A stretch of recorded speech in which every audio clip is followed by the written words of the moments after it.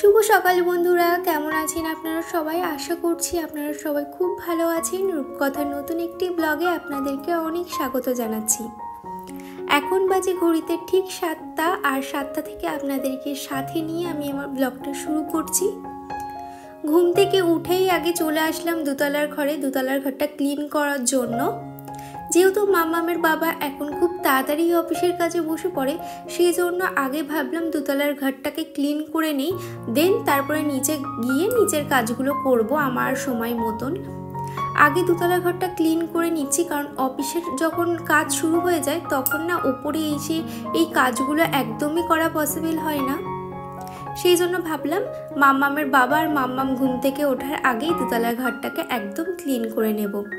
শীতের ফুলগুলো আস্তে আস্তে কেমন যেন শুকিয়ে যাচ্ছে, আর পাথরকুচি গাছে দেখলাম খুব ভালো ফুল ফুটেছে, জানেন তো।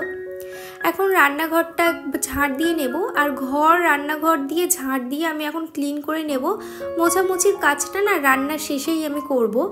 বেশিরভাগ সময় আমি এই যে মোছামুছির কাজটা থাকে সেটা আমি রান্নার শেষে করতে ভীষণ পছন্দ করি, কারণ আমার এটো জিনিসটা একদমই পছন্দ হয় না। আর আমি যদি সকাল সকাল ঘরদোর মুছি, সেই 12টা 1টার দিকে গিয়ে মনে হবে ঘরদোরগুলো আর ময়লা হয়ে আছে, আবারও আমাকে মুছতে হবে। তো একেবারে আমি ওই রান্নার শেষেই ঘর বাড়িগুলোকে মুছে স্নান করে নিই, তাহলে নিজেকেও অনেক ফ্রেশ লাগে। তো এখন আমি নিজে ফ্রেশ হয়ে নেব। ওদিকে দেখলাম মাম্মাম উঠে গেছে, ওর বাবার কোলেই শুয়ে আছে। আমি ফ্রেশ হয়ে মাম্মামকে ফ্রেশ করাবো, ওর মুখ হাত পা ধোয়ানো থেকে শুরু করে সকালের খাওয়ানো। তো এই কাজটুকু আমার হয়ে গেলে আমার ভীষণ ভালো লাগে, আমি নিশ্চিন্তে আমার সংসারের কাজগুলোকে কমপ্লিট করতে পারি। তো মাম্মামকে দেখো, মাম্মামকে মুখ ধুয়ে আমি বসিয়ে রেখে আসলাম, রান্নাঘরে চলে এসেছি।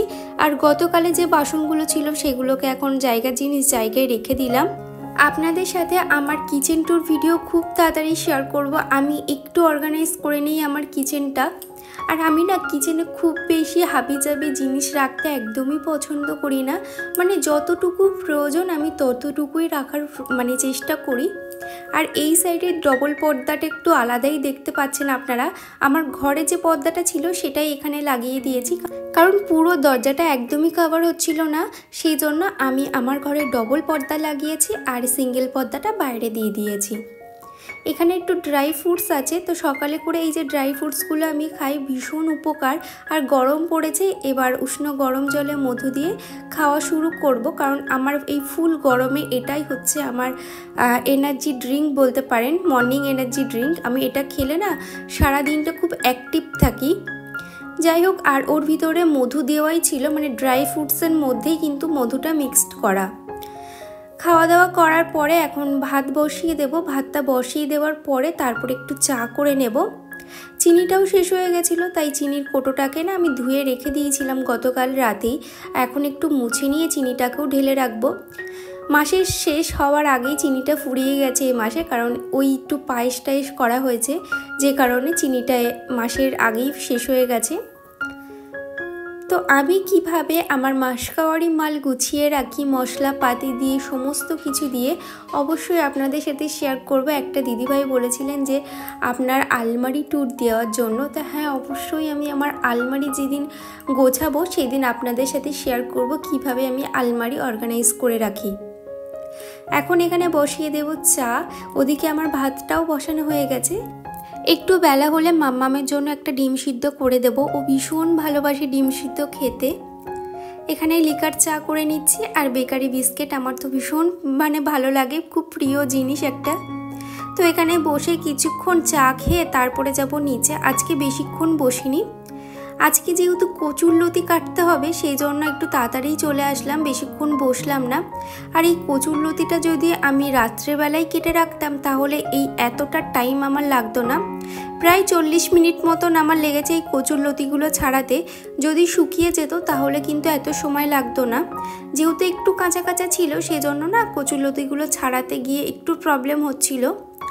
তো আজকে আমি আপনাদের সাথে শেয়ার করব আমি কিভাবে কচুরলতি রান্না করি। অবশ্যই আপনারাও কিন্তু আমাকে বলবেন যে কিভাবে কোন জিনিস রান্না করলে ভালো হয়। আপনারাও কিন্তু একটু রান্নার আইডিয়া দেবেন, মাম্মামকে কি খাওয়াবো তারও আইডিয়া আপনারা একটু দেবেন, তাহলে খুব ভালো হয়। আর এখানে একটু মুসুরির ডাল করব, সেজন্য ডালটাকে ধুয়ে নেব। আর এর ভিতরে একটা আলুও দিয়েছি, তাহলে মাম্মামের হয়ে যাবে।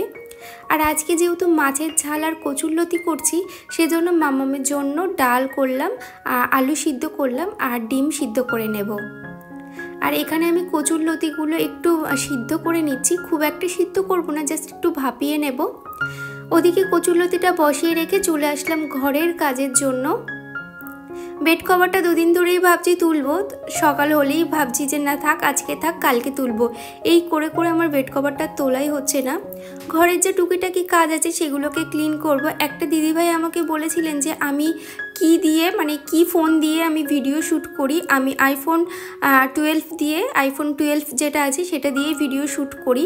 এমন নয় যে ব্লগ করার জন্য আপনার শুধু আইফোনই দরকার, একটা ভালো ক্যামেরা হলেই যথেষ্ট।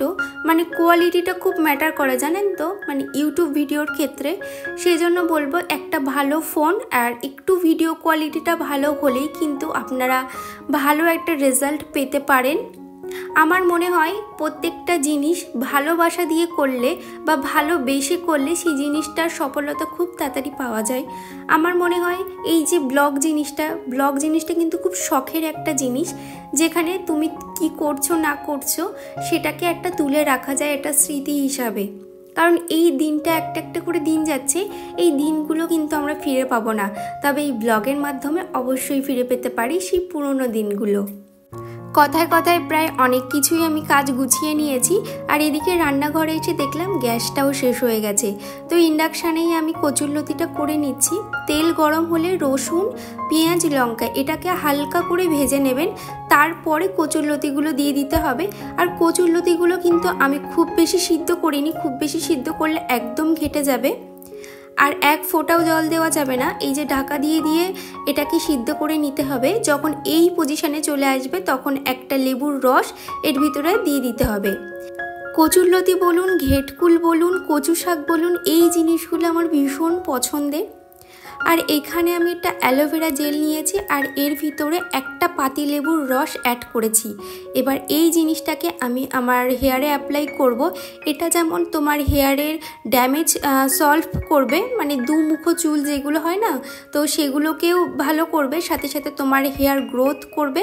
আর তোমার যদি হেয়ার টনিক ড্রাই থাকে সেটাকে কিন্তু কন্ট্রোলে আনার চেষ্টা করবে। আপনারাও বাড়িতে এটা ট্রাই করতে পারেন, ভীষণ উপকার দেয়। তারপর দুপুরবেলা খাওয়া দাওয়া করার পরে মামামের সাথে একটু শুয়েছিলাম, তারপরে চলে আসলাম রান্নাঘরে। আমার ডিনার সেট আর কাঁচের জিনিসগুলো একদমই এলোমেলো হয়েছিল, ভাবলাম এগুলোকে একদম পরিষ্কার পরিচ্ছন্ন করে একদম নিট অ্যান্ড ক্লিন করে গুছিয়ে রাখি, যে কারণে আমি আর বেশি দেরি করলাম না।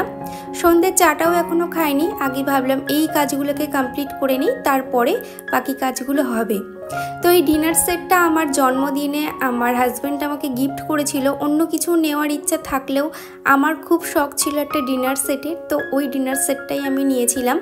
আর এই যে সাদা কাঁচের বাটিটা দেখছেন, তো এই বাটিটাও কিন্তু আমার হাজব্যান্ড গিফট করেছিল আমার এই জন্মদিনে। তো এই সংসারের জিনিসগুলো কিন্তু একদিনে হয় না, এইগুলো গোছাতে গোছাতে আমার প্রায় 6 থেকে 7 বছর লেগে গেছে এইটুকু জিনিস গোছানোর জন্য। সত্যি কথা বলতে আগে যখন আমার এই সব জিনিসগুলো রাখার জায়গা ছিল না, আমি সাহস করে এইগুলোকে কিনে খুব যত্ন করে একটা জায়গায় রেখে দিতাম। ভাবতাম যেদিন আমার জায়গা হবে গুছিয়ে রাখার সেদিন এগুলোকে বার করব। তো যখন আমাদের এই কিচেনটা তৈরি হয় তখনই আমি আলাদা করে ভেবেই রেখেছিলাম যে একটা র্যাকে আমি শুধু আমার এই শখের জিনিসগুলোকে রেখে দেব। মাম্মামের পিডিয়াশোর কিনতাম, তো তার সাথে এই টিফিন বক্সগুলো ফ্রি দিয়েছিল। এদিকে আমার সমস্ত কিছু গোছানো কমপ্লিট হয়ে গেছে। আপনাদের কেমন লাগলো অবশ্যই জানাবেন।